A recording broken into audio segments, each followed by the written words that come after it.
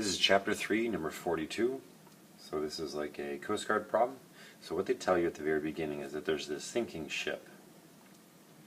And the radar station locates it at 7.3 kilometers, bearing 136 degrees clockwise from north. So here's north, and let's go 136 degrees this way. And so realistically for us, it's going to look something like this. It is 17.3 kilometers in magnitude. And the angle for us that we really need is this degree, which is 46. Again, 46 degrees south of east is the same thing as rotating 136 from north. Okay, so that's where our ship is sinking. So this is the ship here. And we have a Coast Guard helicopter or plane is 19.6. That's the magnitude way there. And all of these magnitudes are based from some base camp or the radar station. And it's 153 degrees clockwise from north. But for us, again, that's 63 degrees is the important angle. So let's find both of these coordinate points. You can treat them as coordinate points or you can treat them as vectors. And so what we want to do here, let's go vectors this time.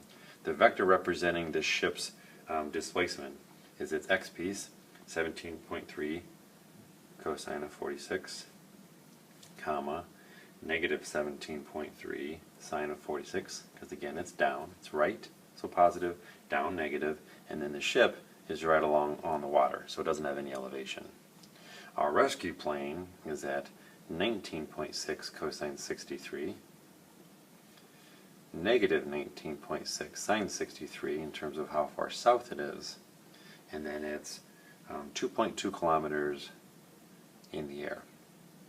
Okay, so we can use our calculator to change all those to really just coordinates. So that's 12.02, negative 12.44, 0, and this is 8.9, negative 17.46, and 2.2.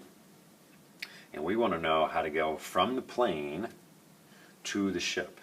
So we're going to go from here this way. And so really what we're doing is we're taking these coordinates or this vector and subtracting that vector.